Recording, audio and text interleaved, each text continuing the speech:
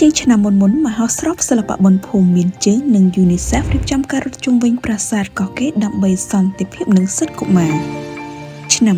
2025ដែលជាឆ្នាំទី3នៃមហោស្រពសិល្បៈបនភូមិមានជើងនឹងធ្វើដំណើរទៅកាន់ខេត្តព្រះវិហារដែលជាតំបន់ប្រាសាទនិងតំបន់ជិតជីដែនចាប់ពីថ្ងៃទី21ដល់ថ្ងៃទី23ខែវិច្ឆិកាឆ្នាំ2025ខាងមុខនេះនៅតាមតំបន់មួយចំនួនក្នុងខេត្តព្រះវិហាររួមមានបរិវេណប្រាសាទកោះកេរនិងនៅឯសាលាបឋមសិក្សាជាសៀមត្បែងមានជ័យជាដើមជាការពិតណាស់ពីមួយឆ្នាំទៅមួយឆ្នាំមហោស្រពសិល្បៈបនភូមិមានជើងបានរៀបចំឡើងទៅតាមទីតាំងផ្សេងៗគ្នាក៏ពិតមែនប៉ុន្តែមហោស្រពសិល្បៈមួយនេះតែងផ្សារភ្ជាប់ទៅកាន់ប្រជាជននៅតាមតំបន់តាមរយៈការបង្ហាញពីការរស់នៅអរិយធម៌និងវប្បធម៌ជាដើមដោយឡែកមហោស្រពសិល្បៈបនភូមិមានជើងដែលនឹងរៀបចំនៅខេត្តព្រះវិហារខាងមុខនេះបានដាក់បញ្ចូលកម្មវិធីថ្មីមួយដែលពុំដែលធ្លាប់មានពីមុនមកនោះគឺការរត់ចម្ងាយខ្លីនៅជុំវិញប្រាសាទកោះកេររួមគ្នាដើម្បីសន្តិភាពនិងសិទ្ធិកុមារក្នុងទិវាកុមារពិភពលោកឆ្នាំ